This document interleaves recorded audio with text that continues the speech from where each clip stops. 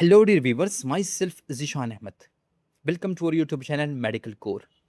Dear viewers, did you know what are the blood collection devices and how the blood collection is processed? Let's understand in this short tutorial. Blood collection devices are the medical devices used for draw blood safely, efficiently, and hygienically for the diagnostic testing, monitoring, and therapeutic uses.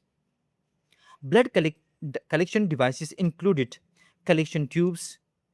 These are the primary and specialized container for blood sample available with the different additives. Second, blood collection needles.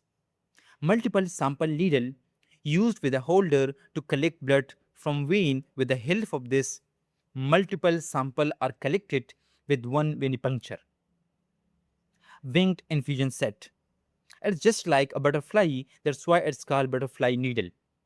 It is used for difficult venous access as it has small gauge needle with a flexible wing. Lancet. It's a capillary blood collection devices used to collect capillary blood from finger, heel, or palm. Now let's understand the blood collection process. So first of all, prepare the patient inside. Then do a small venipuncture, collect blood in correct order, then envoy and mix the sample properly, and the last, label the sample and send for the investigation to a lab.